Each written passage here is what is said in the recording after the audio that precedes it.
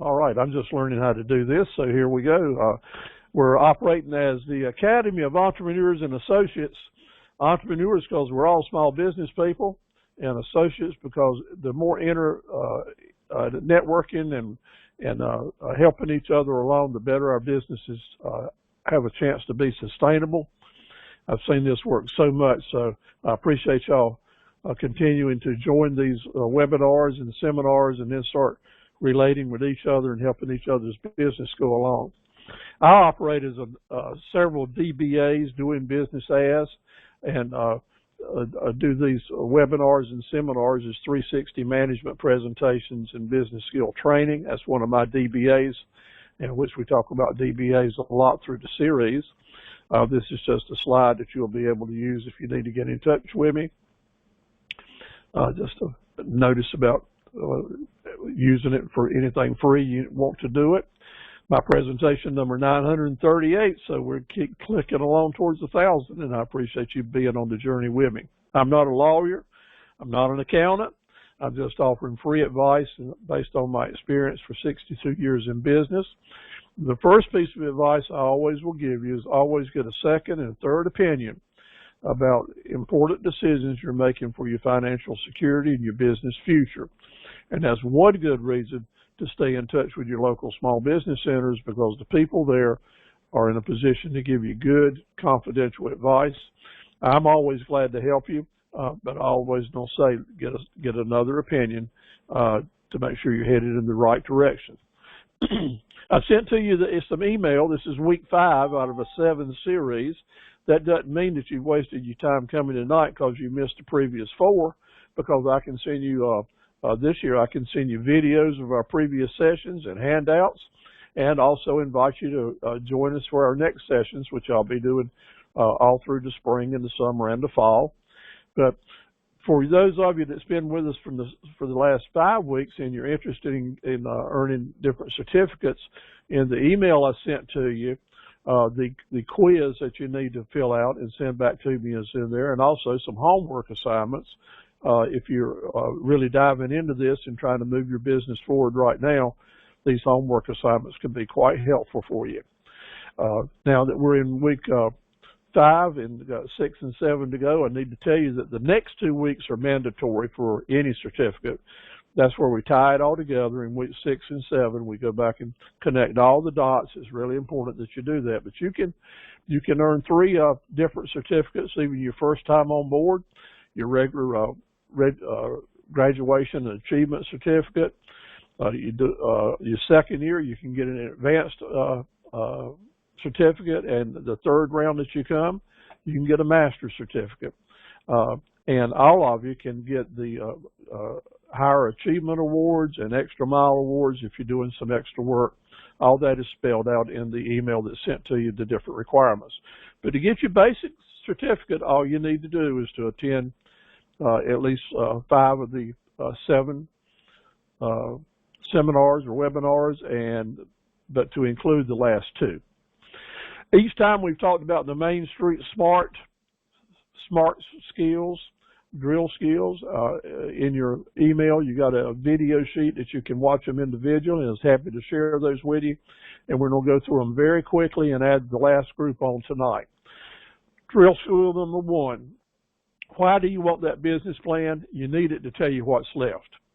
Why do you want that good marketing plan? So that you'll know what's coming next and know that you're going to be able to stay in business because you got a marketing plan that's bringing new business into you and letting you know what your old customers want to know. Well, you need to remember there's 3 different types of profit centers: new business, repeat business, and big ticket sales, and you need at least 5 profit centers in each business.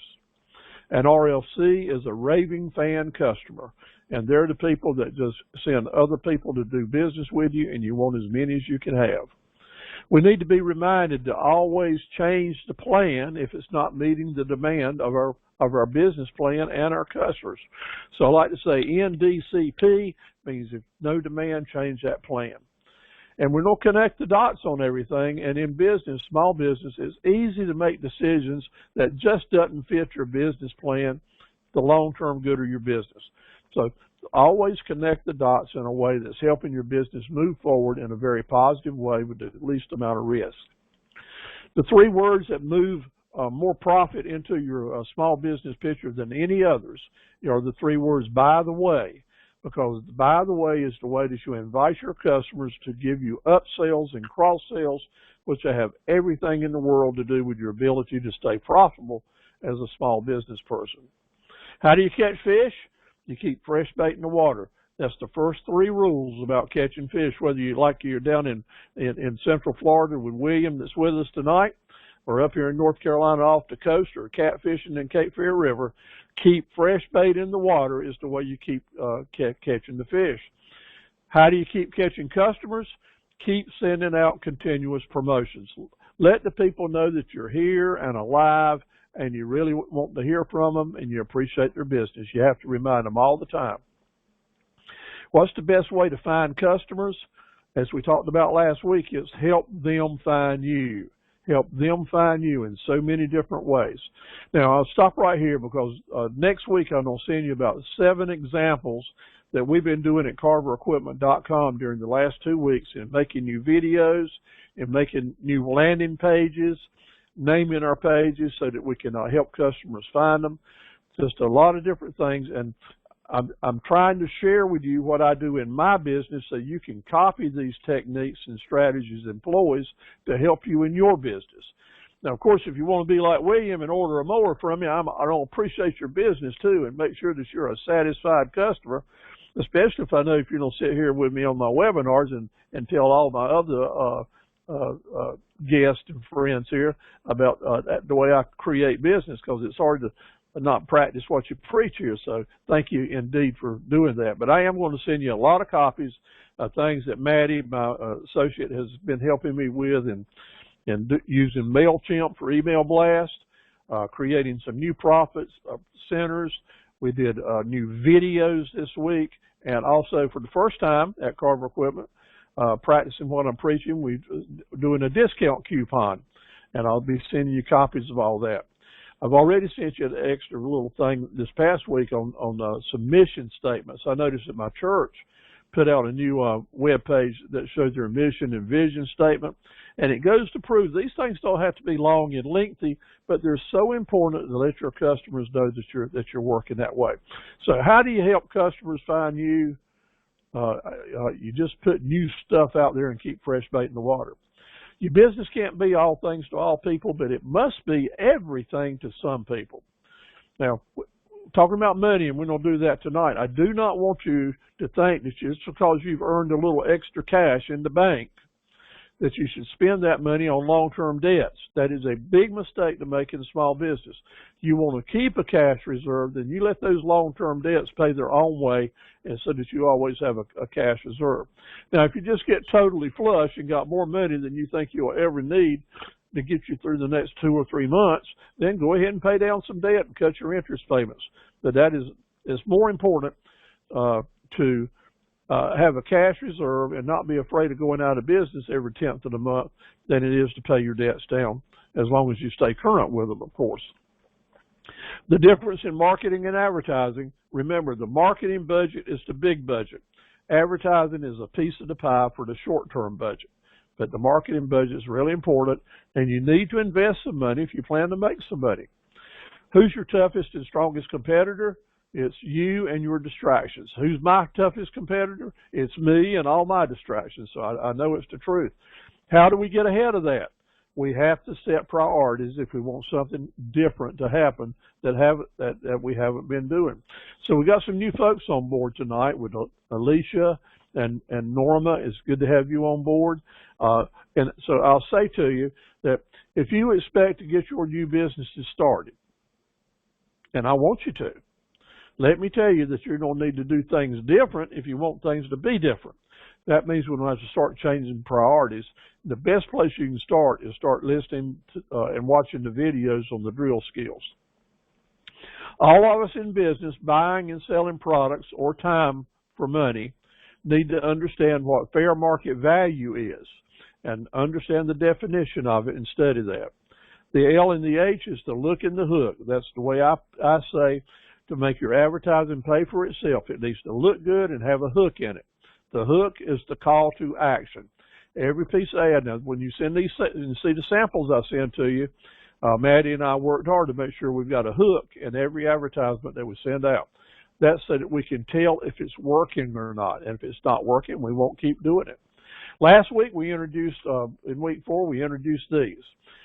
Positive cash flow and negative cash flow. Positive cash flow is when someone's in your environment that's got money to spend. Negative cash flow is when you let them leave without getting some of that money. You have to think like a predator as an entrepreneur because cash flow is your lifeblood and your heartbeat of your business. Please do more than offer take it or leave it merchandising to your customers. Give them the option to negotiate, give them the option to pay for things in different ways, let them see different ways that they can get their freight coming to them so that it's just not a cut and dry, because the conversation, the back and forth that you get with questions and answers is how you start building the relationship. And that's what will make you different as a small business person compared to Amazon.com. You know, there's no personality involved with doing business with them. I mean, I ordered a headset from them tonight, one that's a little skinnier and the microphone's supposed to be a little better. It took me 2 seconds, but I didn't talk to anybody. But if I was buying a $5,000 mowing machine, I'd kind of like to know that there's a human being up there that appreciates my business. And it's the same with your business. Do more than just take it or leave it. The 3 times rule says if you don't know how to price your products, you're brand new in this game, then usually you take your cost, multiply it times 3, and that's a good place to start. Now, there's more to it than that, and you need to study that. We talked about this in week 2. The 27 times rule helps you put your marketing plan together, because the customer has to see your ads or presentations 9 times usually before they will do business with you, and they're going to miss it 2 out of 3 times. So the 3 times 9 is 27, which starts our 27 times rule. To keep the conversation going, instead of just saying, no, sir, I can't do it, and they're gone to give your money to someone else, learn and own yes, if, and no but negotiating. That's to keep, this is a way to keep the conversation going until you and your customer are able to find common ground. Now, I've written a book on yes, if, no but negotiating, and we'll go into the depths of that in week 6. Next week, we'll start talking about negotiating, so make sure that you join us for that. What's your most important web page? It's your mobile page. That's where 85% of the people that are shopping today are doing it on their telephone, and your website is seen on mobile pages. So that's when you have to be particularly careful to make sure it's powerful. The second most important web pages are your landing pages. That is pages that are named and designed with the right SEO so that when someone types in a search term of something that you're selling, they end up on a page at your website that you are there like a spider's web to encourage them to come on in and take your money out of their pocket and send it on to you. Number 2. Number 24, what's the reasons that customers come back to you time after time? Well, 40% of the reason is customer service. How well you do your pricing, your presentation, your promotions. If you got a bricks and mortar store, your lighting, your security, your clean bathrooms, your nice parking lot, your website, how easy it is to do, all that's customer service. But more important than that, the reason people will come back to see you after doing business with you one time is how they feel about doing business with you. Are you going the extra mile to let the customer know that you darn sure really appreciate their business? That you darn sure really need their business, and you darn sure really want them to let other people know that you want them to come to see you too. Hospitality. Just be nice to folks and make them feel welcome, and do a lot of listening when they got things to say. Try not to talk over people, and to start a good business relationship that'll last for years. Okay, this week we're going to wrap them up as far as going over them every week. Next week and next we'll just hit the highlights. Number 25, when closing a sale, do your very best to send and read. Send and read nonverbal communications. Now, I was just talking with Sheila through the weeks here. Sheila's in the business of helping people in county government with just a lot of different ways that through social services and otherwise that counties can help people.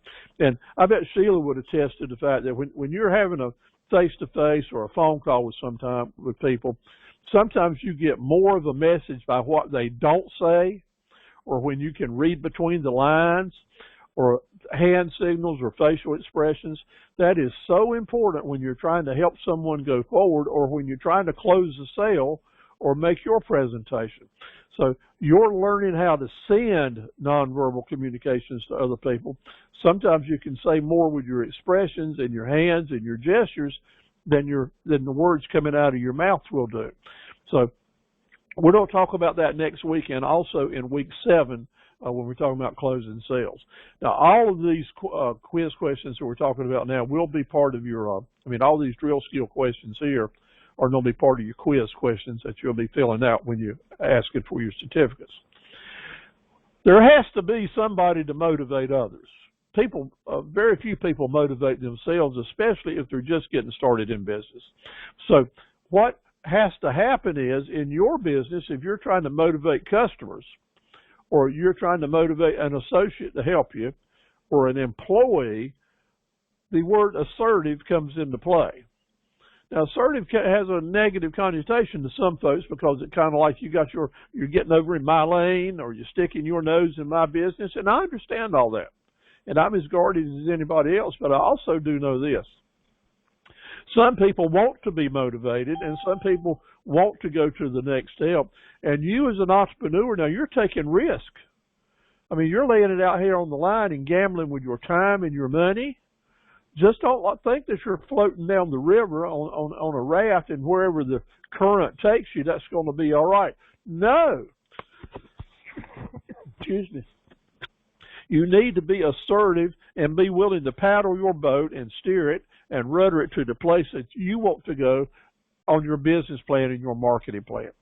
So right now, let me tell you, assertive is a good thing, because no one is motivated until there's an assertive person in the room. Right now, as coach, and during this hour, I'm doing my best to be nice, but I'm also trying to be forceful and assertive to move you from where you are right now to the place that you want to go, to help you pick up that foot and take that first step. Learn to be assertive. Now, in week 7, we're going to talk about taxes right much, and I'm going to say then something that most people giving webinars and seminars never want to talk about, and that is, there is a good thing, and that is tax avoidance. Tax avoidance is something that every entrepreneur needs to understand and appreciate. There's another little thing called tax evasion that is not a good thing, and that will get you in trouble, cost you fines and lots of interest, and maybe even some jail time. So let's stay away from tax evasion, and we'll talk about the differences in that in week 7. But what I want you to know is, learning tax avoidance is a key ingredient for you to stay in business and stay sustainable. Because if you don't know how to do your books and set up your records in such a way, there's a good chance that any profit that you hope to make will be eaten up by taxes you have to pay. It's not that they're designed not that the governmental agencies design their programs to tax you out of business, because they figure if you're smart enough to be in business, you ought to be smart enough to figure out how to do your books to avoid what you can and stay legal. So that's what I want to encourage you to do as well. It don't make any difference how many times we get knocked down as entrepreneurs. What really matters is how many times that we can get back up with a smile on our face and get back on our business plan and marketing plan to be determined to win the race. And maybe the word win the race isn't the right word here, but it looks good on the slide. Maybe the right word would be finish the race in an honorable way. But we have to keep getting knocked up, because the 27 times rule is going to teach us. We're going to do a lot of advertising that's not going to turn any heads. And we're going to speak to people a lot of times that really like us and might do business with us, but maybe 9 times later they finally say yes. So that means 1, 2, 3, 4, 5, 6, 7, and 8, we got knocked down, and we have to get back up and keep coming back so we can make the sale the 9th time. That's what I want to tell you. Being an entrepreneur is not an easy job. It gets easier as you're in business a while. After 63 years, I can tell you that it's easier for me to stay in business today than it was when I first got started. even though my dad owned the business and I was just trying to contribute. You learn a lot of stuff. If you stay in it long enough, that is, finish the race, you stay in it long enough, you'll learn a lot of little things that make the difference. They help you get along. Number 29, is your legacy going to be, at the end of the day, tomorrow, or at the end of your career, will you be known as a taker or a giver? Will you be known as the person that did all they could to take things from other people, take advantage of them, cheat, misrepresent, do all the kind of things you can do to increase your bottom line? Or were you the person that played by the rules, made honest profits, gave good advice, knocked some home runs and made some good profit, but was always ready to give what you could back to help other people move forward, or to help other people get started, or to help your employees go to the next level? That's the challenge, and that's the person that I want you to be with the Academy of Entrepreneurs and Associates. I want an academy of givers. Lastly, be the best person you can be, and let your little light, your little candle shine, because when your candle's shining, it's going to help lead the way for you. It's going to give you warmth. It's going to give warmth to your potential customers, and that warmth is the hospitality mode. And you know what? The light that you're shining may help some other people find their way along too. Just always remember that we're not here by ourselves. There is a God. And indeed, a lot of things can help us stay in business, whether it's the power of prayer or raving fan customers, or just taking some things to Jesus in prayer. Is, by golly, sometimes we all just need a helping hand, not just related to money, but to deal with all the things that we have to deal with in our lives. So let your light shine, and that path will be lit for you, and it'll be easier to cross. How do I know that? Because it works for me every day, and I've seen it work for a lot of my friends and associates. So are you the missing person? Are you the missing person? Are you the one that hasn't sent me in your 5 profit centers? Are you the one that has not done your mission and vision and promise statement, and maybe learning how to plant raving fan customer brain seeds?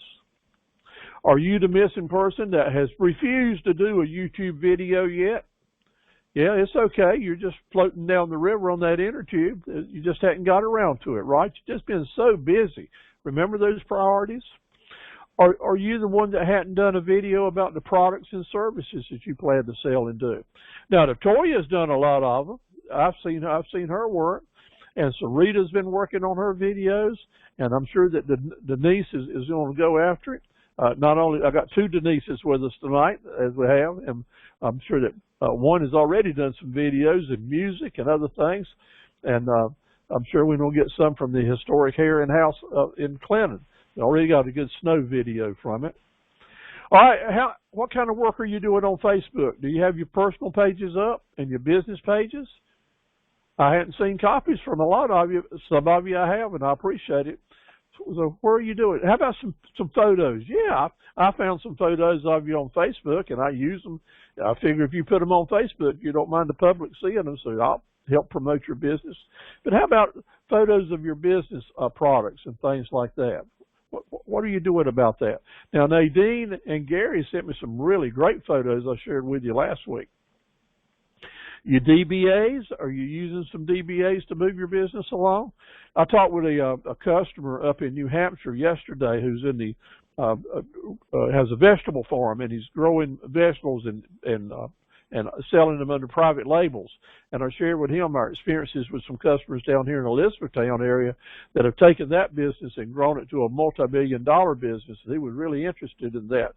DBAs and private labels and logos and slogans give you the opportunity to say, and by the way, we've got this, this, and this. You can put 7 or 8 or 10 or 15 different products on your website without investing $200 by using private label foods and clothes and other things. So is it interesting? So what happens to people that remain missing persons? What happens to their business? Well, they end up in the business graveyard because all these things keep you alive. Yeah, that's kind of forceful talk, isn't it? Well, I'm just being assertive for you, so I hope you appreciate that. But that's what happens next. And then we're closed. So These are not things that you just snuff at as entrepreneurs. They're things that you get on board with and make it happen for your own good. Now, we got some people.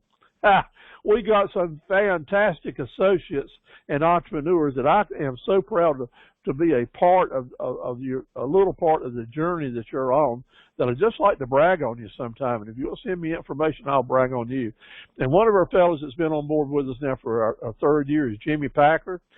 Jimmy's not on board yet. He's probably cutting hair. Maybe he's listening, but he's down in Garland. And finally, Jimmy made a video this week and sent it on to me, and it was fantastic. And the video had some background music in it, and it's kind of shaky.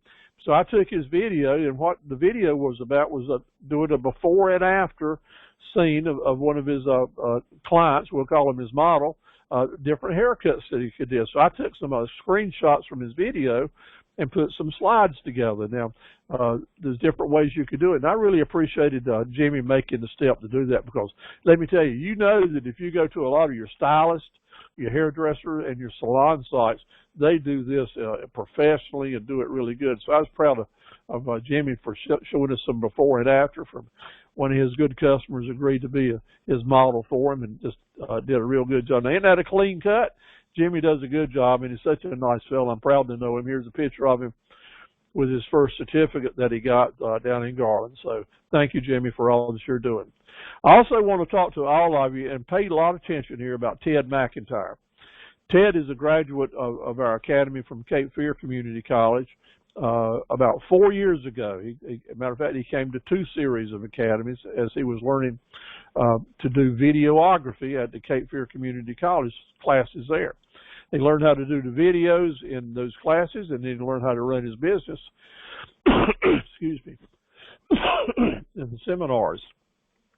Ted's a great fellow. He's a retired Air Force gentleman, does a good job, and this is how you can get in touch with him. Now, why am I doing this?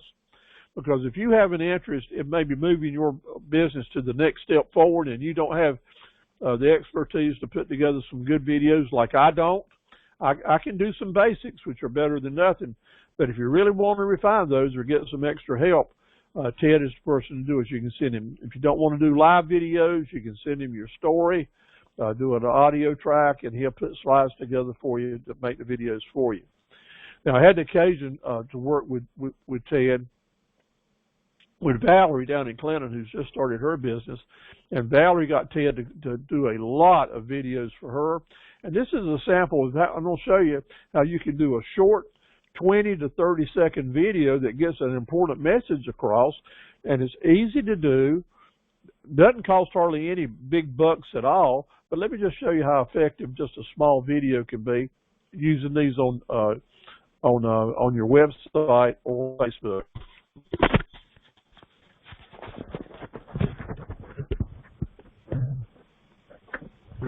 Hi, this is Valerie Smith, owner of Golden Point Transit Plus. This is my van, and it's wheelchair accessible.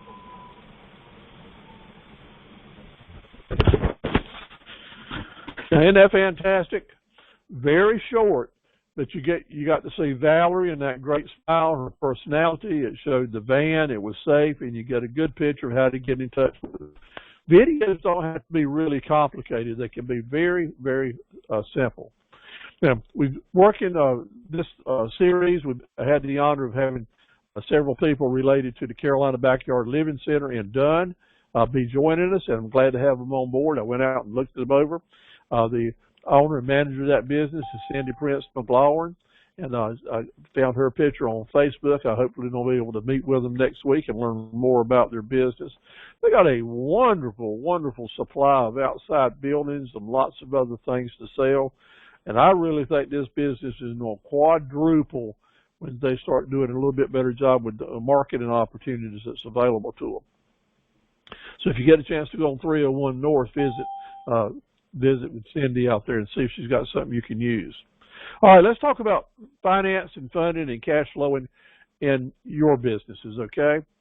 Where can we find the business to start? Where can we find the money to start a business, and where can we find the money to keep it going?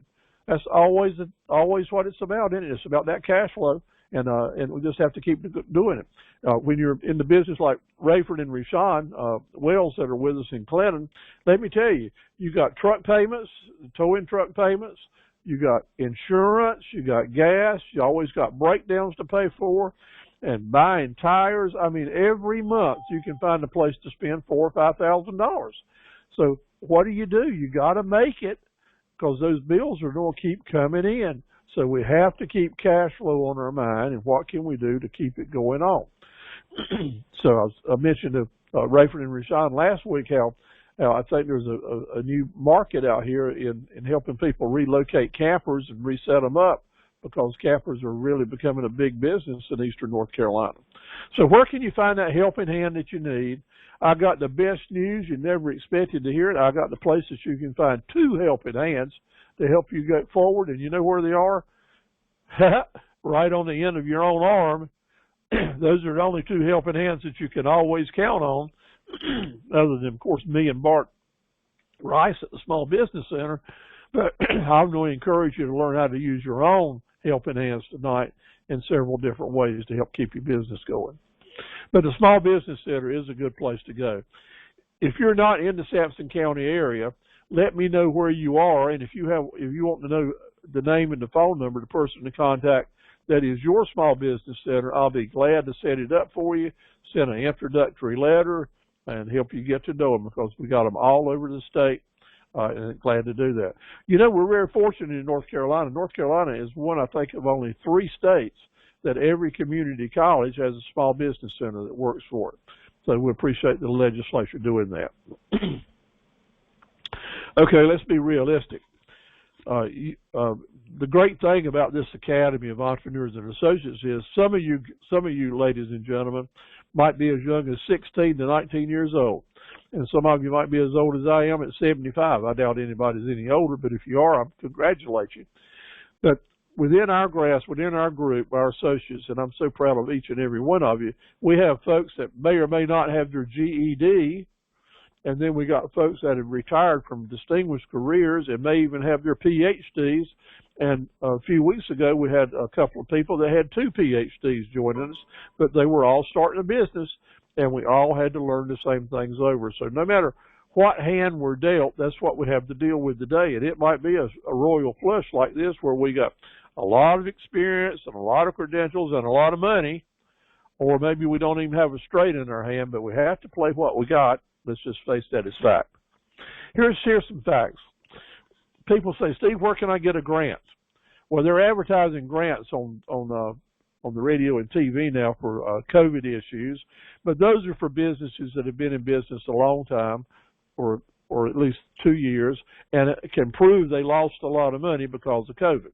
Those grants are available. That's about the only thing I know of that is out there, unless you're changing from an old tobacco farm over to something new, and then the Green Leaf Foundation is in a position sometimes to loan money for grants. But can a small business person just starting a business go to a bank and get a payment that you really don't have a lot of collateral, or some property you're buying to use as collateral and down payment? No. The answer is just going to be a flat no.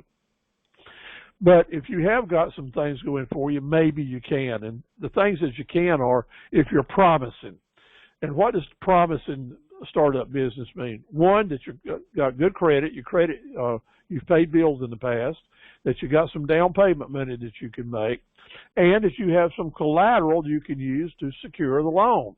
And usually that collateral used to be $1 for $1, but now you've got to have about $3 worth of collateral to borrow $1 on it. But there are some ways that you can get set up as a new business person to actually borrow money. So let's talk about that. The lenders don't want you to have a wide vision and grasp of what kind of business you're getting into. They don't want to know that you have prepared yourself not only to sell them the business, in other words, sell the idea of them loaning you money, but which means that you have to learn how to sell yourself. You have to sell yourself to a lender before you even get a chance to sell your business plan to them.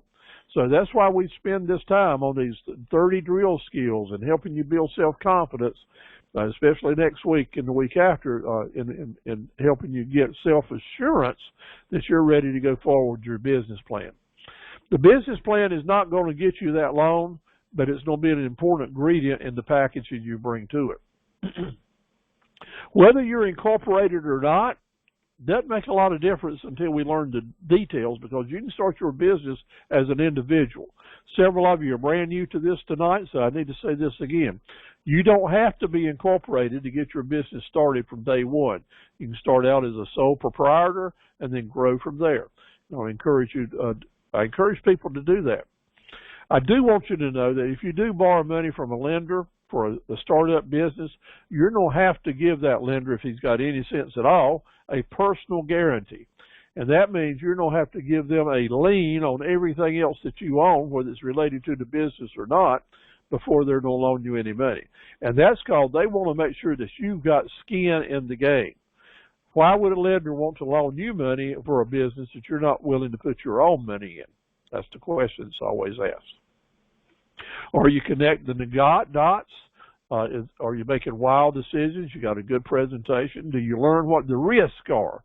Do you learn that if you don't repay this loan properly, that you got a chance of losing everything that you have now and hoped on for a lot of years, and maybe even go into bankruptcy, which will hurt your possibilities for a long time? So risks are real, but how do you control those risks? You have risk management tools to offset them that we talked about in week 2. So learn how to list down your risk management tools.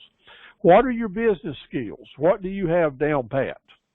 What do you know you know? And then what do you know you need to know? And those skills that you know that you're weak in, it's time to start enhancing those. It's hard to name a skill that I don't have a study guide on that I can't help you with, and I'll be happy to send it to you free, no commitment involved on your part, other than hopefully you'll read it and benefit from it. And develop a comprehensive business plan and marketing plan like we talked about in week 2. So where can you get the cash? Each individual area has little things different going on, and some local banks are helping certain kinds of businesses, and other areas, other banks are doing these things. But your small business center director is kind of in the know in those things. So if you're after a funding source, then this is the best place to maybe to get started and to get some good direction for what's going on in your area. Let's have a little fun.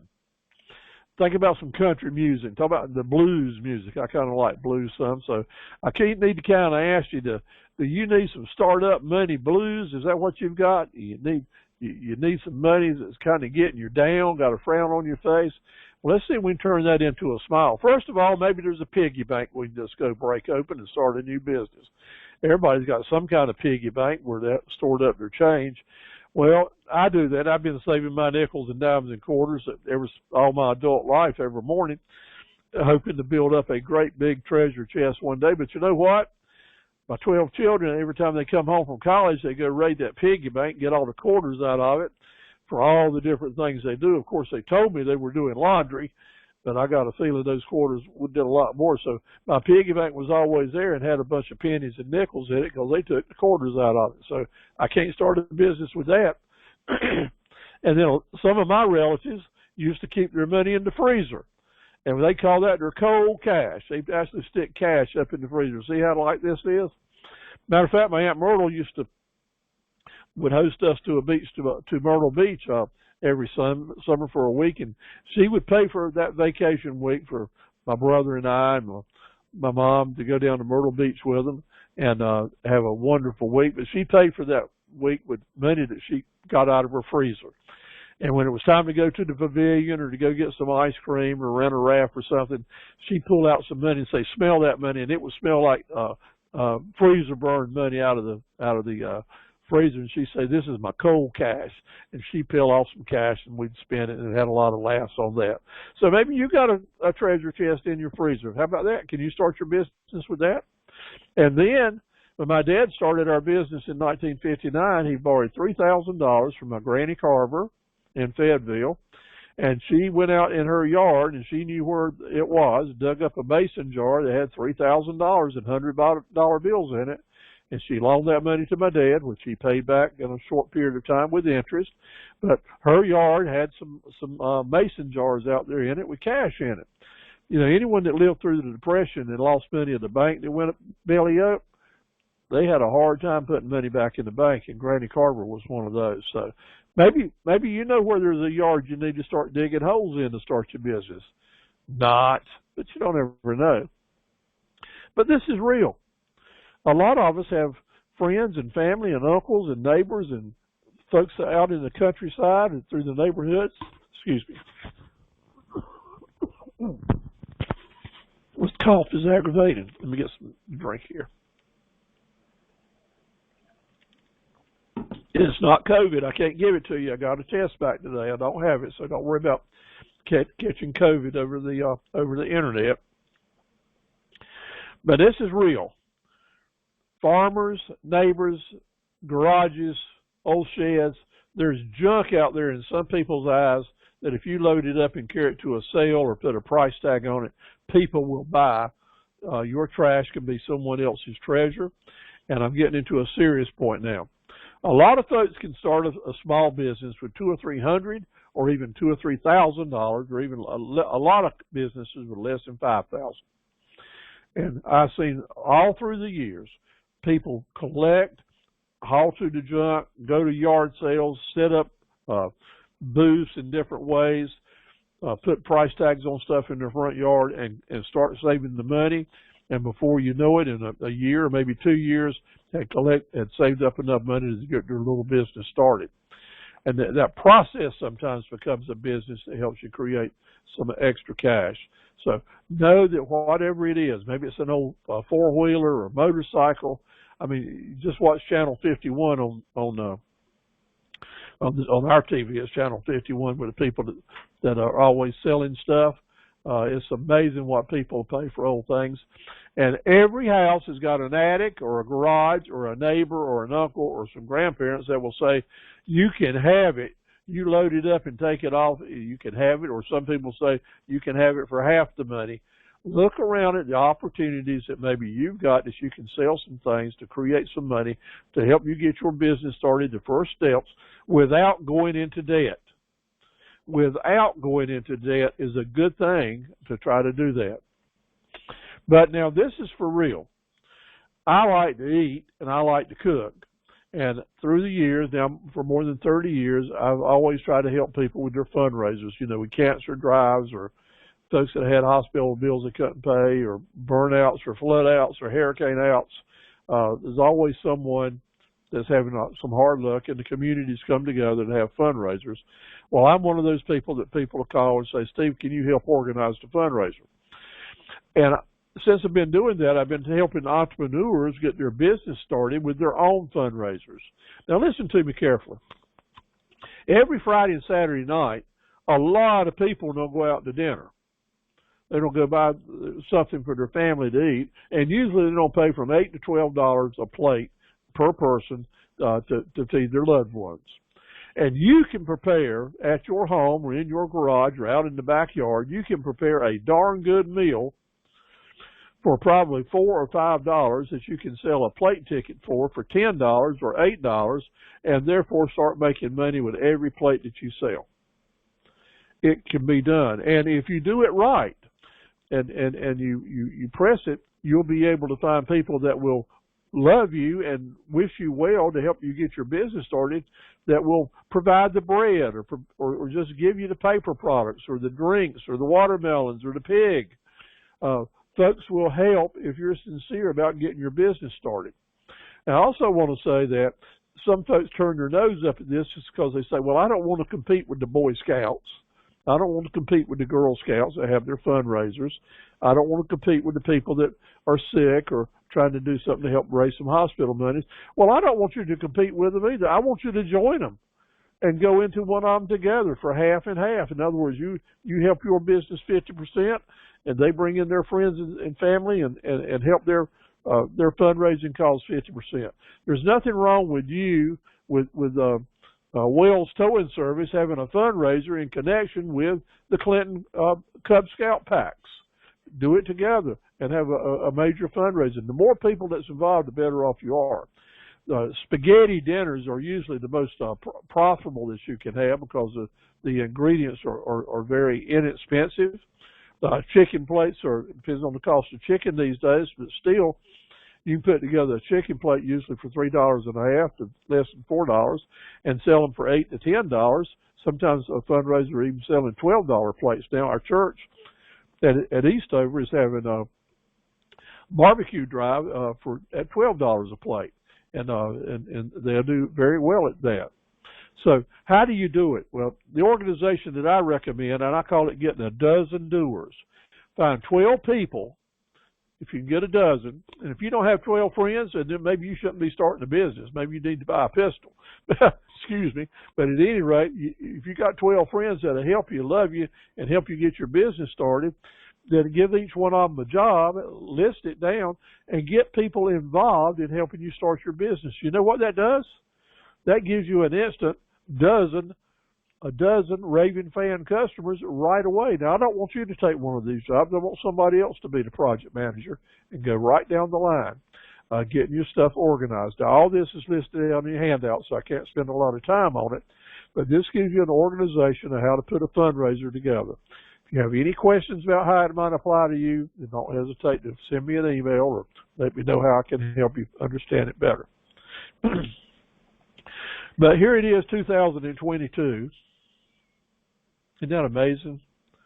And the bottom line is for us small businesses who are just getting started, and if we don't already have a banking relationship or some way, then we will probably end up working with our family or our friends or friends of family to find the resources we need to get started, whether it's in those fundraisers that I just mentioned, or whether it's these people are the ones that are going to give you old trash that you can turn into treasure, or maybe they're just going to loan you some money.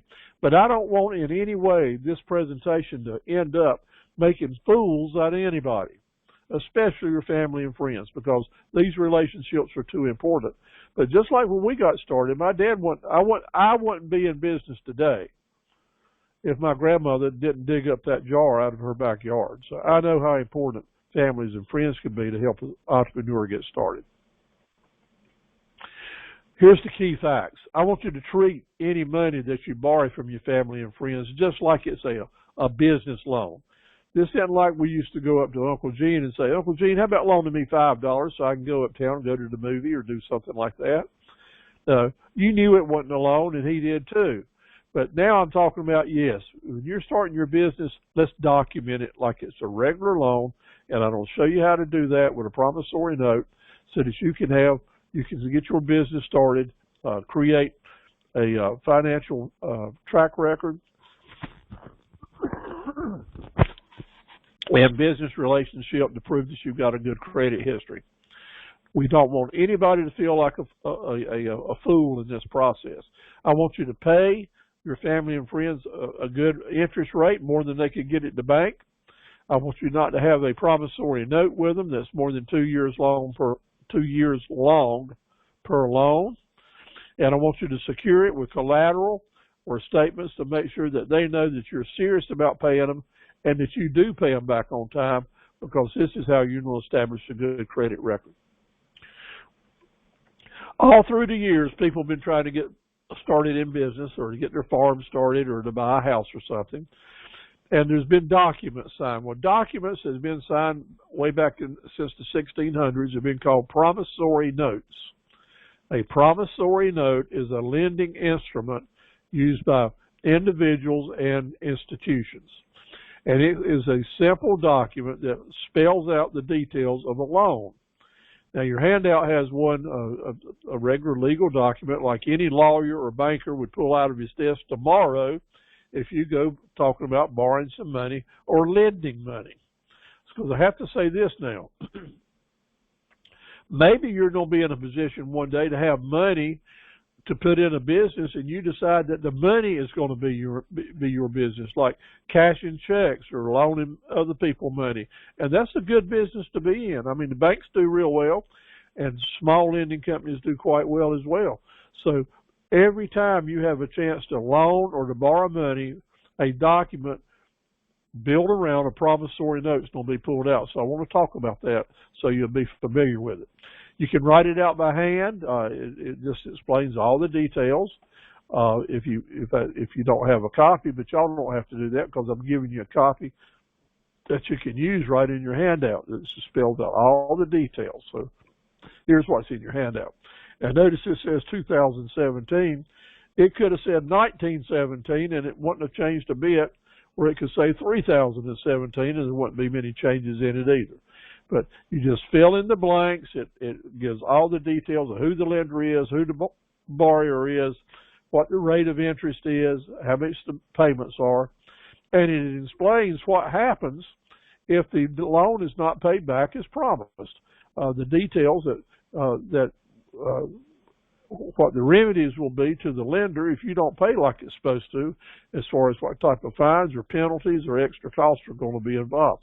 The promissory note is just a good, clean document that we all will use whether you're buying a car or selling a car with anyone. Now listen, this may be the first document that you're going to start doing credit with. And make a promise to yourself. From day one, I'm going to pay my bills. And if I get in a jam and I'm going to be late, I don't let that borrower know before that payment is due that I can pay him so much now, but I can't pay it all, but I'll make a commitment to do the rest of it and pay the interest that I owe. New entrepreneurs have to know that your credit is a big, big part of you being able to stay in business and getting people to sell things to you or to do business with you or to create a good reputation within your business community, because your reputation will have a lot to do with the doors that are open for you. So getting into debt is a serious thing, and it's a really good thing as long as you manage it and use it as a business tool. Now, I was in the farm equipment business that grew into a lot of other businesses, and debt was a huge factor. There were so many years that I was many millions of dollars in debt every day and paying huge interest payments every month, but the business was rolling along, and that debt was helping me make money. Sometimes you've got to borrow money and go into debt before you can ever get a serious return on investment and make good money. So that's why I said to get some good advice and get several opinions on it before you go into debt, because sometimes that's what we have to do. All through the years, I've been doing this for 14 years, and entrepreneurs would come to me and say, Steve, I hate debt, and I don't want to get into it. What in the world, I need to wait till I can save up enough money before I can buy everything to get my business started? And I'd have to say, heck no. If you're like most of us, you never be able to save up enough to pay for everything as you go. That's why we learn how to manage our debt. We borrow money to make money sometimes. That's risky, but there's good risk management tools. A business plan will tell you what's left after you borrow the money, you use the money, you start paying the principal back, and you start paying the interest back, and then you take that total amount of money going out and compare what you know is going to be coming in, and if it's black ink there and it's manageable and sustainable, then going into debt is a way to make money. Just be careful and talk to someone, get good advice about it. Now, once you have a debt and you have a lien, whether you're loaning the money or you're borrowing the money, that promissory note can be legal just if two people sign it, write it on a piece of note paper. That's a legal document. But the degree of legality might have a lot to do with some other things. So what makes your document more legal? Now, I'm saying this because you always want to protect yourself from someone that may be a scoundrel or a crook or a loan shark, because some documents are written in front of people and they're not legal and they're signed and you're in trouble. So learn always to have, if you don't know what you're signing, get someone to read it for you and help you with it. So what makes it more legal? First of all, getting it notarized. Now, I don't go to a place tomorrow and I don't sell two pieces of equipment to a gentleman. He's going to pay me with cash. And he insisted that when I bring my bill of sale to him, because he's paying with cash, that he wants it to be notarized to have a more legal document. And did that cause me any qualms? It did not, because it said to me, this fella understands business, and that is a perfectly reasonable thing to do. Because with cash, there's not going to be a check paper trail, but he wants to make sure that he's going to have proof that he paid for this stuff, and having it notarized is one of the first steps to do it. Now, if it's not a cash sale and there is a lien involved or a continuing credit, then what you need to do to perfect the lien, that means to make it legal, is that lien, that document needs to go to your register of deeds at your courthouse and you record it as a public document. That means anyone in the world can go there and look up your name or that particular piece of real estate and see if there's any liens on it, if there's any debts on it. And that's important because if a debt is filed on a piece of property or a piece of equipment or a title on a car, truck, or trailer, that debt has to be satisfied before the property can be sold to someone else. If there's more people that's got liens on something than it's worth, guess who gets paid first? It's the person that filed their lien first. So let's say you got a $100,000 piece of property, and it sells for, and the people have to sell it. And the lien holders are all lined up there, and all three lien holders have a $100,000 lien on the property. So does that mean there's $300,000 owing on it, and only $100,000 coming in? Does that mean that everybody's going to get $35,000? Nope. It means that the person that filed their lien first are going to get their $100,000, and the other two people get squat. Okay? So that's why it's important that as you're doing business, you make sure that any documents that you're signing are properly done, notarized, and filed at the courthouse to give you the protection that you need. This is a big deal when you're signing leases. This is a big deal when you're loaning money for a long term.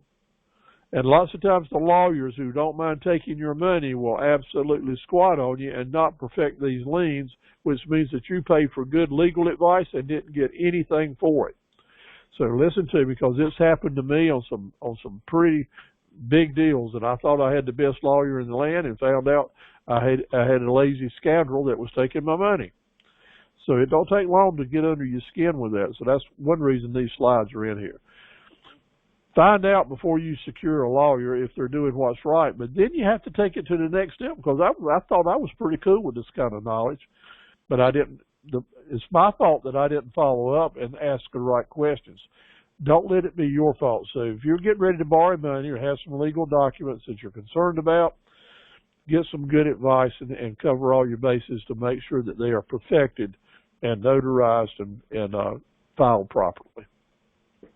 You got to remember that when you take money from someone to launch your business, that doesn't mean that they're a financial partner in your business. Or it could mean they're a financial partner if the documents are written up that way.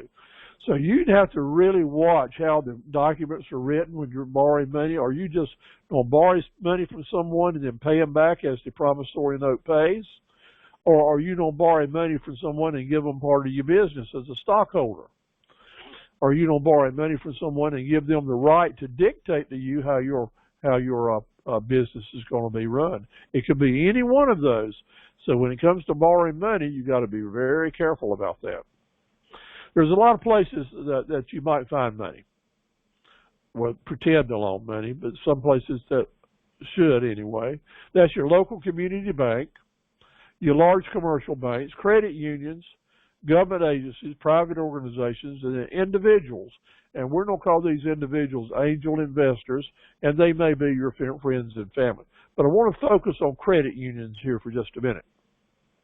A lot of you are retired, and through retirement through the years, maybe as working for a government agency or the county agency, you're doing business with a state or some type of credit union, maybe a military credit union. What I want you to know is credit unions cannot, by law, offer money to help businesses get started. It's against the law for them to do business loans. And repeat that back. It's against the law for credit unions to offer business loans. So a lot of you, that's where your equity is, and that's where you do your banking. So when you go to get some money to help get your business started, I suggest to you, you don't mention anywhere on your loan application that you're going to start a business. It's just that you have some personal agenda that you need to do, or that you have some projects that you want to take care of. But don't use the word business loan on a credit union application, because you can do loans at credit union, get equity loans on your house, or borrow money on your car, or just get some flat loans. But be careful not to ever say business loans, because their charter won't let them lend it to you. Now, you're not breaking the law by doing that. You just didn't spell out that you were going to use it for money. That's just a little tip.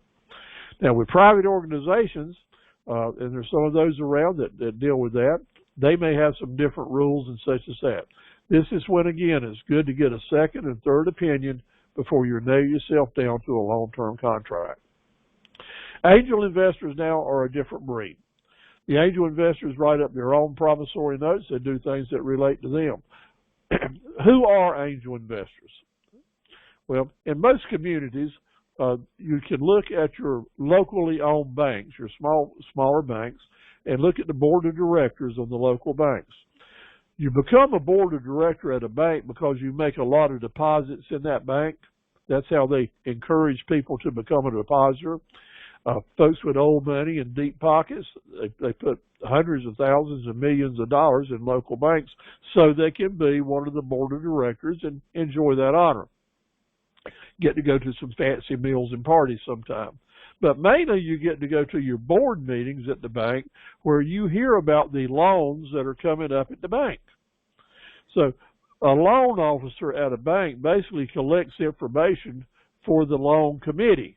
And the loan committee usually has several members of the board of directors on it. Now, these board of directors will hear about this business or that business, interested in buying some money for property or this or the other, and they may say to themselves, well, heck, I've got a lot of money that I can loan that person if they wanted to do it. Maybe I just ought to contact them directly and see if I can loan them the money. That happens, okay? So that's also why you need to know when you're giving information to a loan officer that you don't tell them any more than you want them to know to begin with, and especially not to give away to begin with any sensitive, competitive information that loan officer or that board member might take and share with someone else and undercut you in some way or supplant your plans. Yeah, I think that's against the law for them to do it, but a lot of people don't go exactly by the letter of the law, do they? So as you're writing your business plan and making those presentations, you always got to be careful not to say too much. But the angel investors are good to find. But you got to know that if you deal with one of these folks, they're going to want a piece of your business often. You ever watch the Shark Tank on TV? Notice that that's all about, yeah, I'll loan you money, and you're going to pay it back, but I want a piece of the business. I want a percentage of the business. I want to be a player. I want to have some fiduciary responsibility in that so I can have a say in how the business is going to be run and what direction it goes. The saying is the devil is always in the details. So when you're looking for an angel or an outside investor, just remember to watch out for the details. And if you hadn't been down this road, get some good advice. Investors and partners are two different folks. They might be the same, but there's two different folks. An investor is someone that's going to loan you money, and then they don't want you to pay it back according to your promissory note. A partner is a person who's going to loan you money, and if the business does well, they're going to do well. But if the business goes south, they're going to lose their money. They know that they're taking the risk like you're taking the risk. So the investor's taking less risk in your business than a partner does, provided that he's got a good collateral base, that if you don't pay the payment back on time, he knows he's got something he can take from you and sell it and get his money back. Just make sure you know the difference. But I'm always going to say to you, whichever it goes, that I want you to maintain 51% ownership of your business. 51% is a big, important number that we need to talk about. Because if you have less than 51%, if you have 50% of your business, that means you're not in control. 51% of the business all the way from 51 to 99 and 100 means you got control. And I want to encourage you to try to maintain that control. A lot of people get started in business with their brother or their uncle or their friend and say it's got to be 50-50. If it's not this way, it's the highway. It's 50-50. Everybody even split right down the road. Well, sometimes you can have 50-50 as far as investors, but one person will still own 51% or 65%, maybe because they're just more qualified to run their business. So it doesn't have to be 50-50 lots of times, even though people are putting in the same amount of money.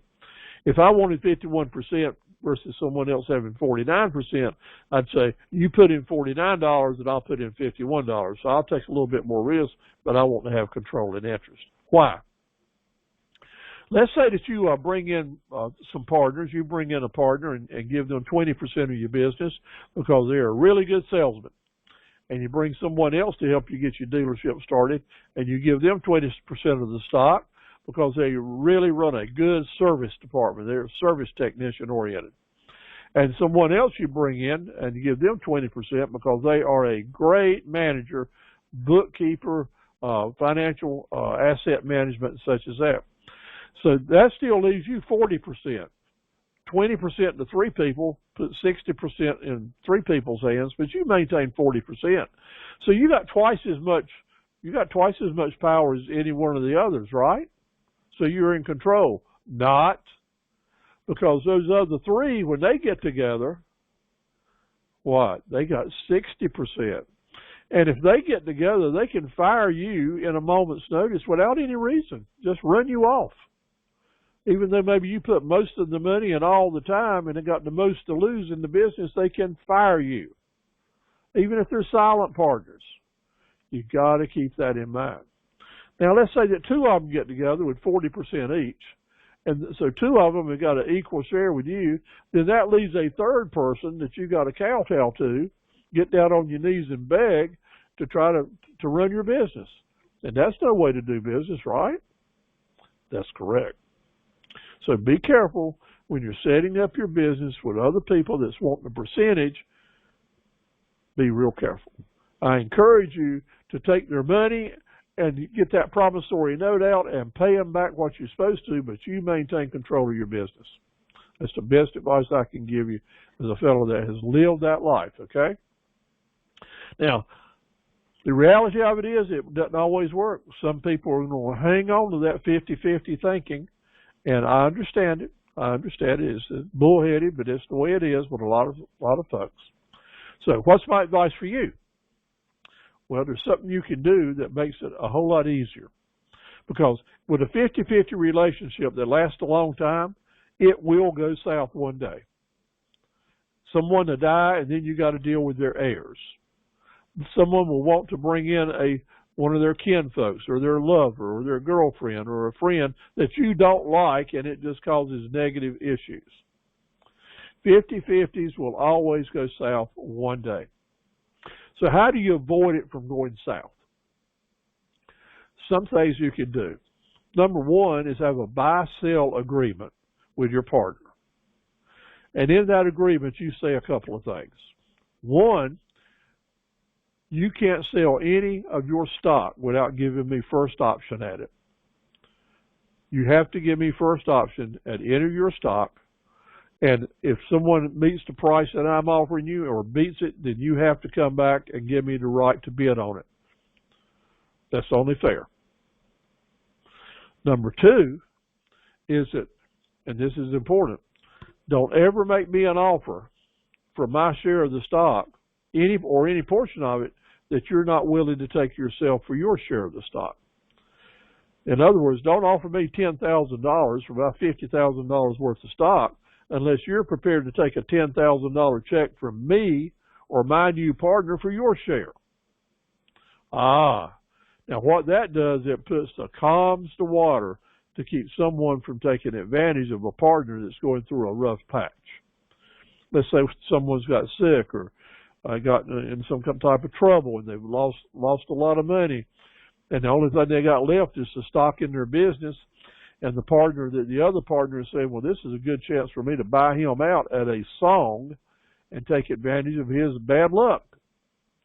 But when you got the rule in place that I'm talking about, if you've got any options at all, it gives you the way to protect your interest in the business, because if they come to you and offer you a low ball offer trying to buy you out, that means you can go find a friend or a banker or someone else and get at least that amount of money and buy them out for that low price, and now you're in a good shape because you've got the business at a very good investment cost. Just keep that in mind. If you got to go 50-50, then you look after the long term, because it will go south one day. They always do, and when they don't, it's just a miracle. Okay, here's the good news. A lot of you are thinking about starting businesses that are require that your major purchases that you have to get, whether it's a sewing machine for your sewing shop, or a lathe for your machine shop, or a tractor for your farm, or a truck for your trucking business. Maybe the biggest thing that you have to go into debt for, when you go to buy it, the person that's selling it to you can offer you financing, so that you don't have to go to the local bank where you need your operating money to borrow money for your truck. Because the people that sell in trucks, they have their own financing companies that can do it. And what that is saying is that what you're buying becomes the collateral. So if you can make a decent down payment to get the payment in line as you can afford to do it, you can do all your financing business right there at the dealership, or the person that's selling it to you with a promissory note, owner financing.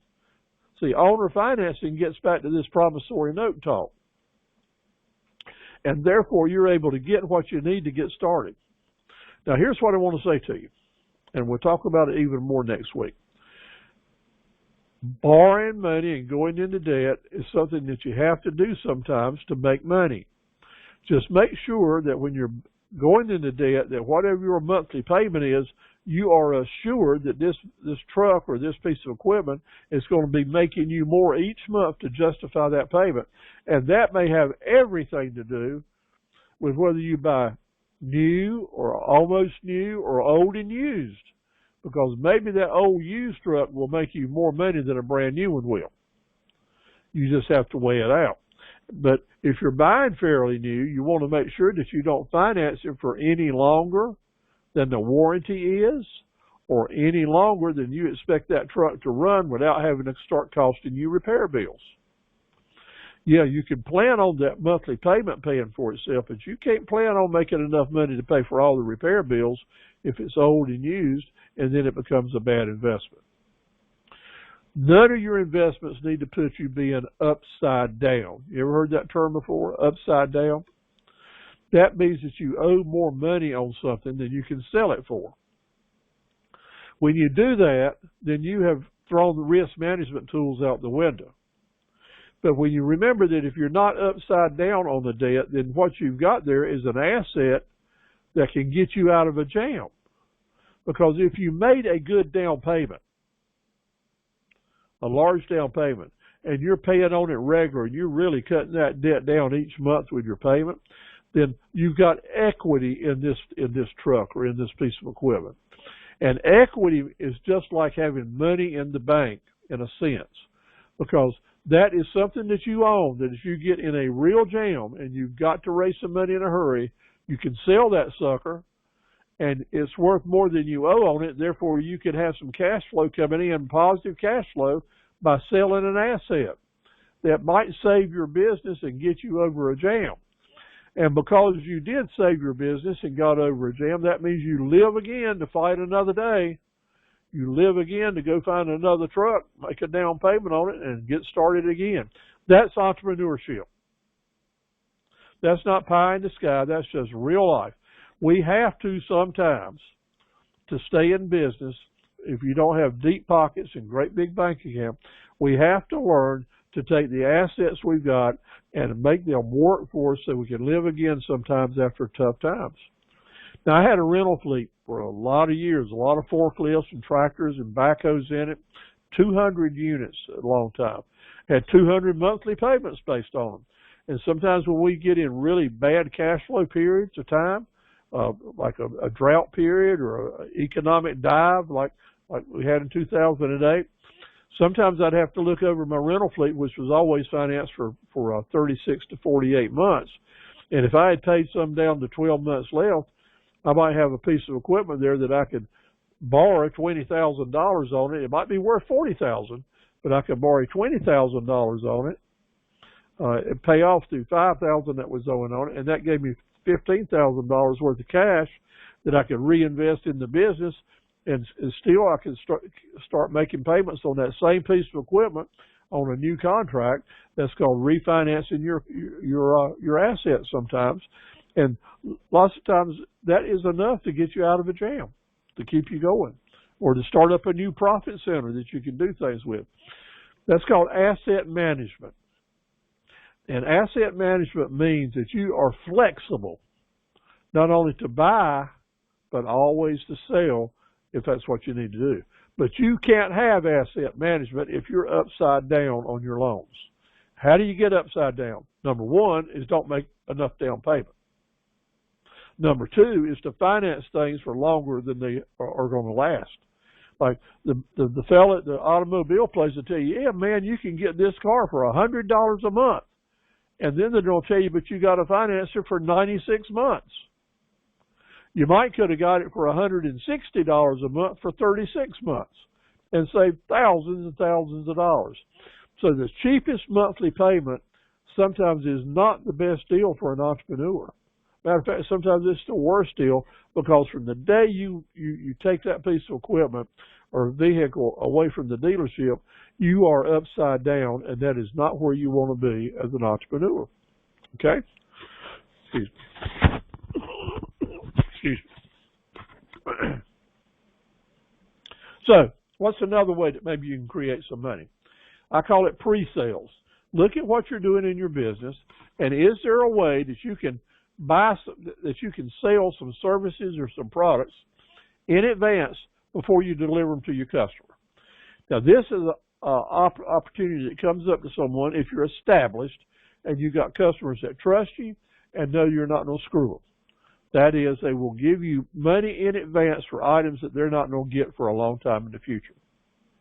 That's right. I used to do it with lawnmowers, with my lawn mowing companies and my companies that lease backhoes from me, and they've been doing it for years and years and years. I'd say, if you'll go ahead and pay me in September, on January 1st, I'll have a new backhoe or tractor or something there ready for you to go, and it'll be at a good price. Well, there's honesty and trustworthy. We had a good promissory note there that documented everything. I'm so sorry for the cough. And so they would advance me the money. I'd be able to use that money through the fall. I got a better deal on the equipment I was buying from them. Sometimes I got free freight. I got to use their money, and I pre-sold their trade-ins that I was going to get in, and was able to use their money before I had to spend any money. That's called making money through pre-sales. And in a lot of businesses, you can do that. I talked to a fellow in South Carolina today who's in the pine straw business, and I mentioned to him about what he was doing. He's got longleaf pines. You know, longleaf pines have these great big pine cones. And last year I noticed that there were a lot of decor shops and gift shops that were using these longleaf pine cones and craft shops and selling them for sometimes as much as 50 cents a piece, sometimes as low as 10 cents a piece. But I said to him, I said, are you doing any marketing with your pine cones, or are you just working with your straw? He said, well, you know, I've been thinking about that. Right now I'm just selling the straw, and we're just throwing the pine cones away. So I planted an idea and said, well, what if you collected those pine cones and started putting them in great big boxes and had a dry place to keep them in storage, that I could sell them a box at a time, you know, for several $100s, and we could split the profits. Wouldn't that be wonderful? And I'd pay him in advance for X number of cases, because it's going to take him several months to get a bunch of them. So he could have some pre-sale to help offset his cost and get some cash flow. And I could go ahead and start marketing for November and December sales of this coming fall. That's an example of how you would think about how to put a pre-sale plan together.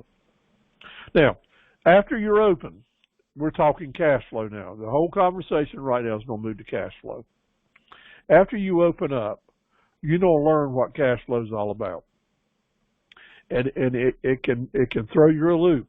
So one of the reasons that you're here tonight, listening to somebody that lives it, when you make payroll for 60 years, every Friday, in good weeks and bad months and good months, you learn how cash flow goes and comes like a river and a flood. And you want to make sure that you're ready when it's going the wrong way. Monitoring your daily cash flow is going to be one of your biggest challenges, and it has to be a priority every day. You have to think like a predator so that every time you have a chance to make a sale or make a deal, you're saying to yourself, my business is depending on me having the skills it takes to turn this quoting opportunity into a selling opportunity. And you don't have to do it a certain percentage of the times to create the cash flow that you need. And if you're not prepared to do it and don't have the skills to do it, then my friend, let me encourage you right now and motivate you and be assertive enough to say, this is a must. You got to learn how to do it or find someone to help you that can. You got to learn how to make your website pay for itself or find someone to help you that can. You need to learn how to know what fair market value is, and no one can help you with that. You just need to learn it to help you have a business that's successful. Adding profit centers, adding more products that are connected with the dots so that your customer base can buy several things from you instead of one thing, so that your customer base can buy things from you year-round instead of just 1 month a year. Adding profit centers is the way that you grow your business to be successful 12 months a year instead of 1 or 2 months a year. A lot of us can come up with a scheme to make money for 2 or 3 months. I mean, heck, I can sell snow cones in the summertime and make a lot of money. But I don't think I can make enough money in the snow cone business to last me all 12 months. No. That's why we need more angles and more profit centers in our business plan to stay in business. Now, do we have to grow our business all the time? I want to tell you, you do in one way or the other. The first way you have to grow your business is to grow with new customers, because you're going to lose a third of your customers every year. A third of your customers will either die, move away, find someone else they'd rather do business with, or just go out of the kind of business that you're in. They just fall off the vine. That means that we constantly have to be bringing in new customers. Some of those profit centers need to be designed to do that. Profit center number 1 group, as a matter of fact. Next, if your business is holding its own, if it's not growing, then you're backing up. Businesses don't stay still. Why? Because your competitors are growing around you. If you're not picking up and maintaining your market share, that means your competitors are taking it up away from you, and therefore you're going to have a smaller group of customers you're going to be able to make money from. So growth is necessary. Fighting crises. What's that all about? That is having what people say, having a swivel head. Risk management. You need to be looking and being awake that people will steal from you, employees will steal from you, customers will take advantage of you.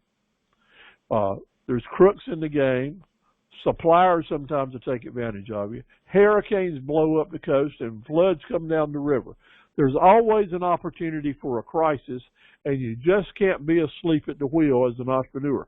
You've got your life invested in it. You've got your reputation invested in it, and you have to fight for it. It's a fight, and you have to fight that crisis. Is it one that you can win? Heck yes. Is it one that if you just ignore it, you'll win?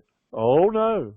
I'll guarantee you that's why 5 out of 8 businesses that open up over a 6-year period, 5 of them go out of business. Well, that percentage is improving now. You know why? Because more entrepreneurs are starting their businesses with home-based businesses. Because a lot of the things that put folks out of business that start a new one are great big lease bills and financial issues you get into when you start releasing property, dealing with landlords that take advantage of you, or you end up working for the landlord. Fight those crises going in. Now, the Small Business Center is going to give you the right kind of advice. I'm going to give you the right kind of advice related to these things because I don't be cautious. I don't be conservative. But being conservative don't mean I don't say that you always got to stay out of debt, but you always have to manage that debt and make sure that your cash flow is coming in that you can manage that debt.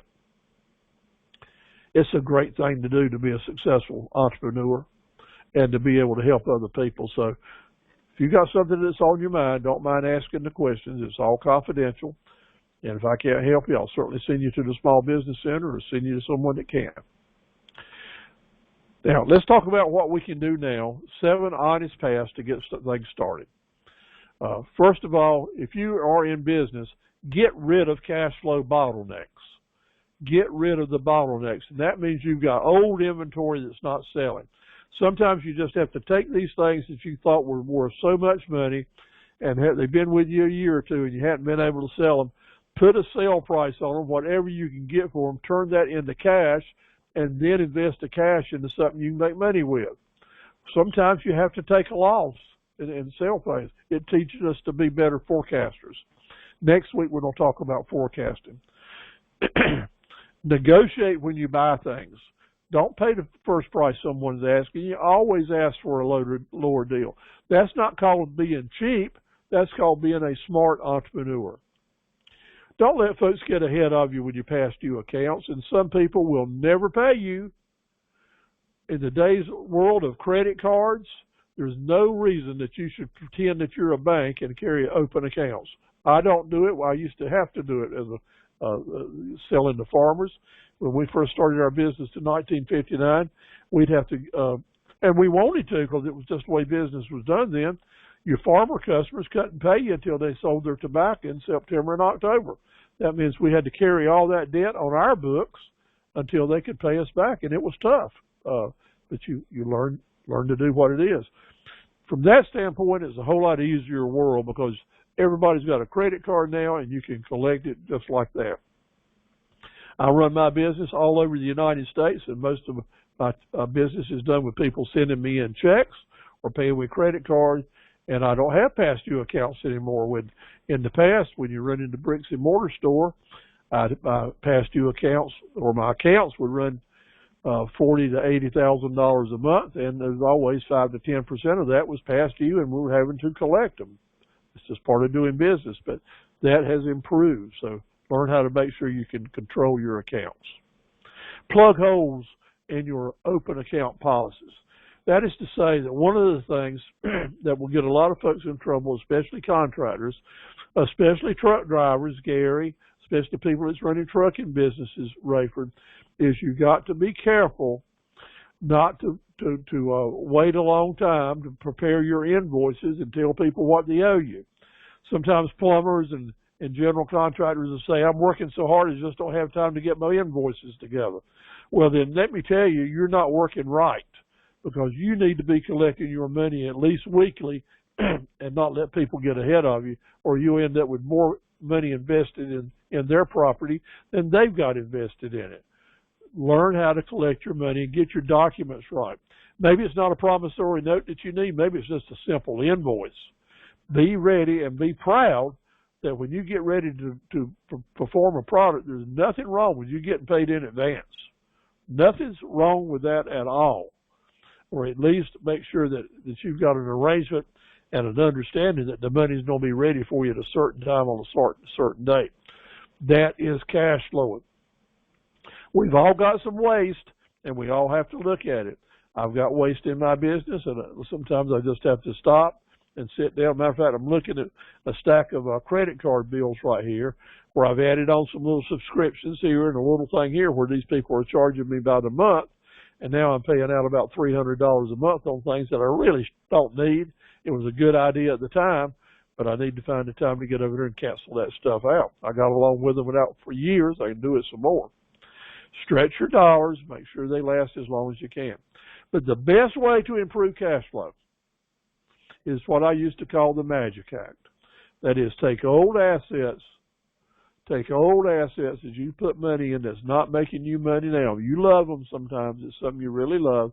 Take old assets, sell them, turn it into new dollars, and start creating some money with those new dollars, or at least having those new dollars over here in a side account that when a good deal opportunity comes along, you can take advantage of it.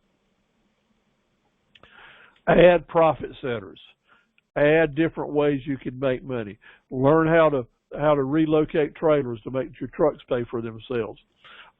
Learn how to sell pine cones if you got pine trees. Learn how to sell pine straw if you got pine trees.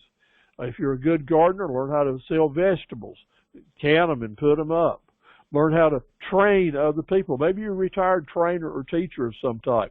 Maybe you can start some new services actually teaching and training people and making good money for it. Reconnecting with your raving fans.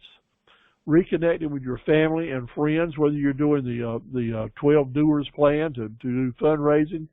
But if your business is kind of stale and you want to grow it and give it a jump start, think about making a list of people that you know that love you and will help you, old acquaintances, classmates. Get them on a mailing list, start sending them some promotions. Remember, how do you catch fish? You keep fresh bait in the water. How do you catch new customers? You do it with promotions. Keep sending them promotions. Let them know what it is. Use the credit unions. Use some banks. Have some credit lines that you can use for your good deals. For your local banks, it's not what you know. It's who you know. So if you need to borrow some money, just know you use the local banks. Talk with the president, the VP, board of directors, people that own the bank. Talk to other people before you ever see the loan officer and kind of grease the wheel. If you need some tips on that, I can do it. But again, it's no come back. It's not what you know, it's who you know when you're borrowing from a local bank. Do not pay off long-term debts with short-term cash flow. That'll eat up your reserves. If you've got payments that need to be paid, postpone making the payments until you can make it, but pay by the due date. And if you can't pay by the due date, make sure you talk to your lender. Don't make them call you first. You talk to your lender, send in a little bit of money on that payment, and make them a promise when you're going to pay the rest. As long as you're staying in touch with your lender, 99% of them are going to consider you a valued customer and will work with you a long time. Through the years, some of my best customers are some that have been in bankruptcy, and they came out of it, and I helped them come out of it. And when someone comes out of that and gets back into business, they're going to be a better business person, and they really appreciate people that helped them when they needed that help. So that's part of that, being a giver instead of a taker. When you borrow money, sometimes you can borrow money for 12 months and go ahead and pay the interest right up front in advance. Lenders like that. It's called paying the interest in advance. And so you're ending up with what's left. But what that does, it says to the lender, okay, I've already got my interest money paid, and then I don't get my rest of the money when it's due. Therefore, this is a good credit. I'm glad to do this business. Excuse me.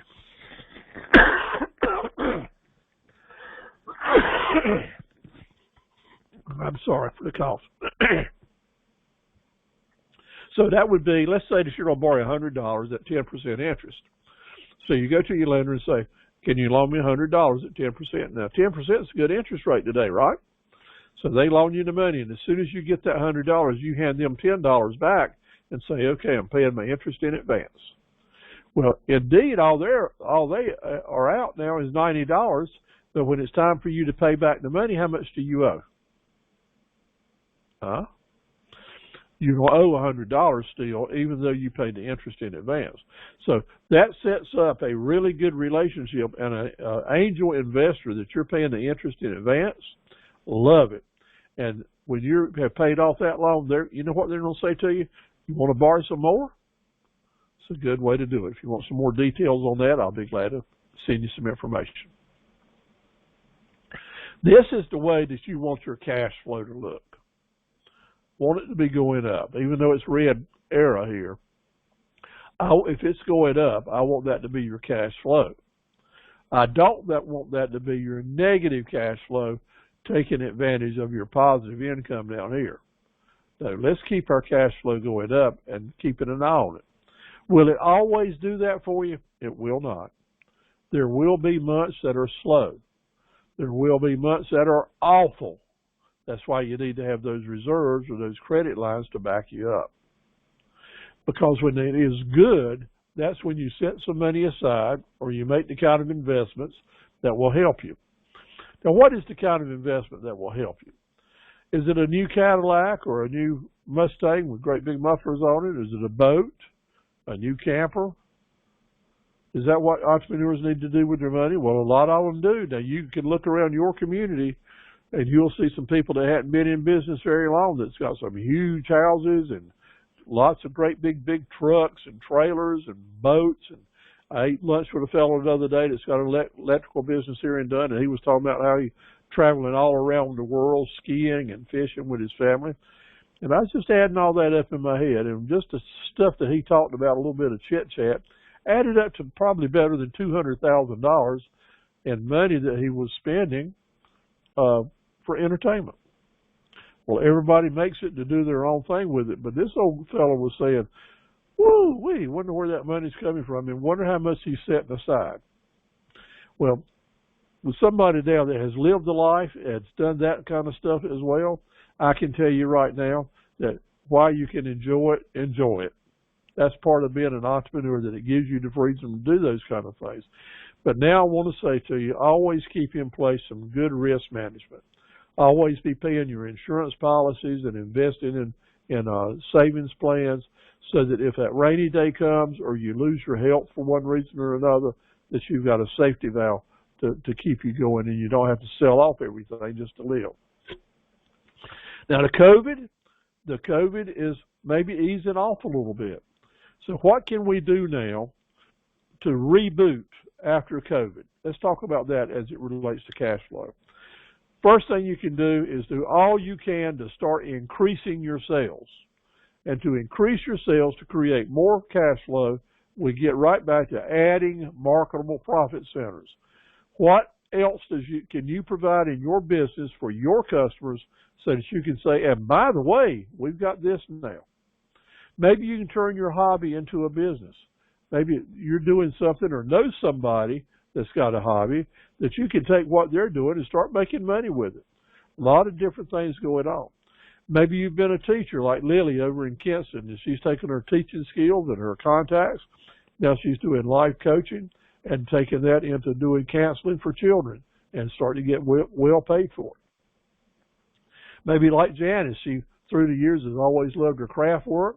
She's still doing a full-time job, but she started her wreath business called Per D Wreaths and doing a wonderful job selling wreaths all year round in the Kinston area, and now starting to reach out and shipping them all over the United States.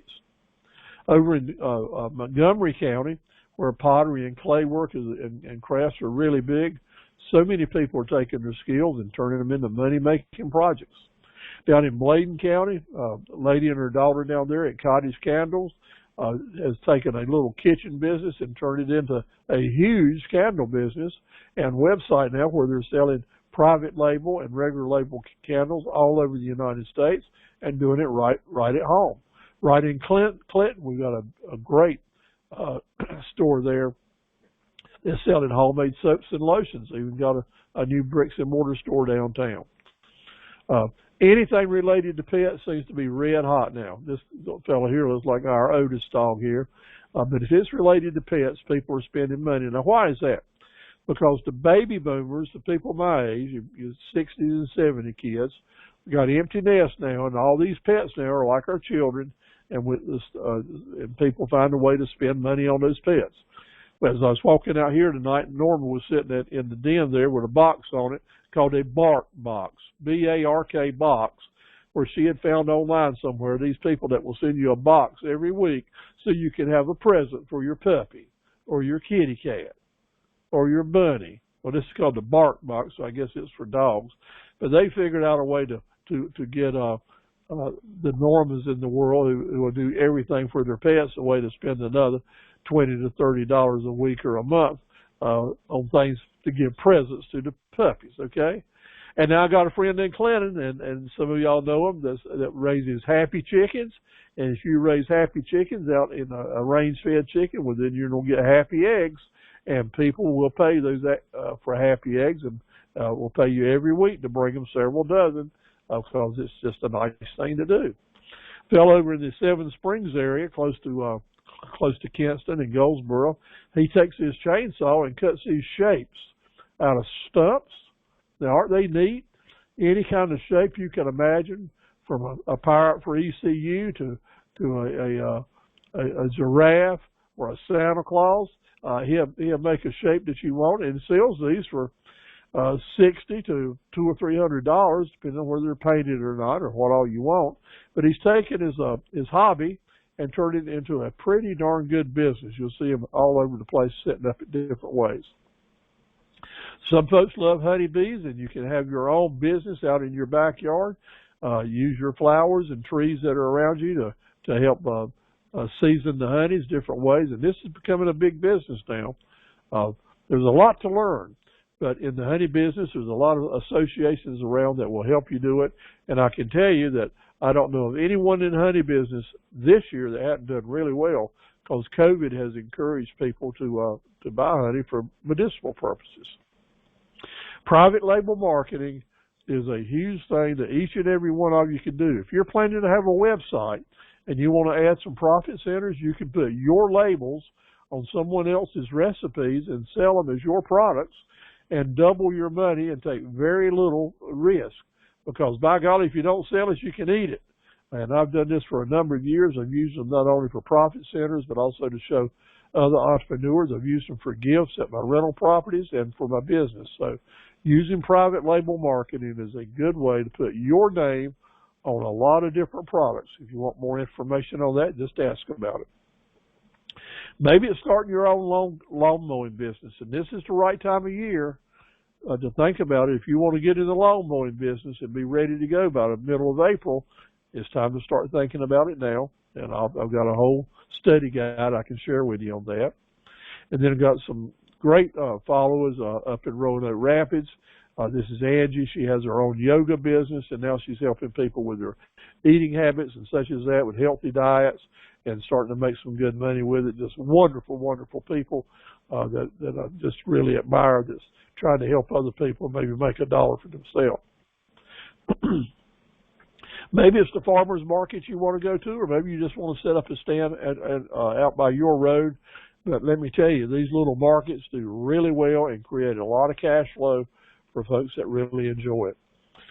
Maybe your business is ready to take the next step. And if you're selling something, if you've got a product line that you can put a truckload sell, I can almost assure you we can help you find a supplier or a vendor that may you work out a deal and use their money and their products to help both of you make some money. That's what truckload sales are about. It's for the good of the manufacturer and other folks. Also, it may be it's time that you have a re-grand opening. Maybe your business has just been around a while, but it's kind of stale and you need to do that. So I'm thinking a re-grand opening for a lot of different business, or a grand show or a grand gallery. I think about Denise there in Clinton with all the options that she's going to have when she's ready to get her business up and running full swing in a year or so. Promotions, promotions, promotions. It's like the state fair. They don't do that because it's fun. They do it because it's necessary. Monthly promotions is something right now in February. I'd like for each one of you to have your marketing plan that we talked about in week 3. What are you going to be doing each month of the year? And start planning now, so you can put a budget together and see what works, so that your marketing plan is one that's built on good experience.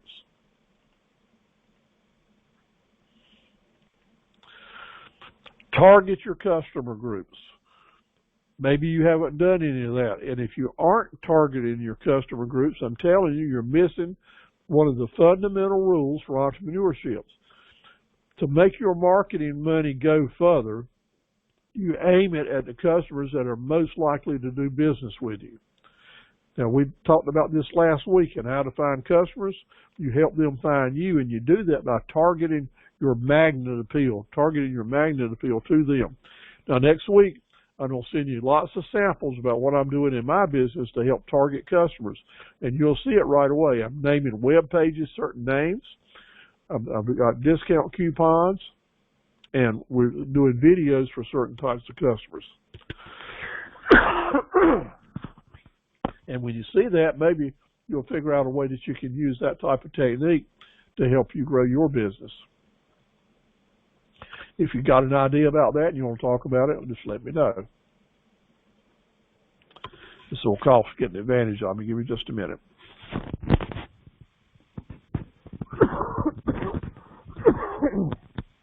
It's tough to do this online.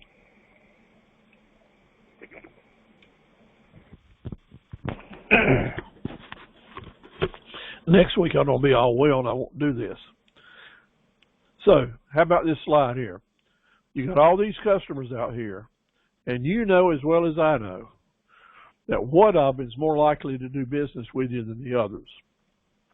That's the one I want us to name, and that's the one I want us to aim our first advertising and marketing money at, because they will bite the hook. That's the hook to motivate them, and you'll create cash flow, and you can get your business started. Just think now, if you can take every customer that's doing business with you this year or going to do business with you next year, and you get them to buy one more thing each month from you. In other words, come back and make a purchase, one more purchase per month. Your business will automatically have at least a 12% increase in revenue. Just one more visit per customer. So how do you do that? Listen to me, my friends. You add profit centers. You add something else that will encourage them to come and buy from you. It's just as simple as that. You want at least 5 profit centers or as many as you can manage. Okay?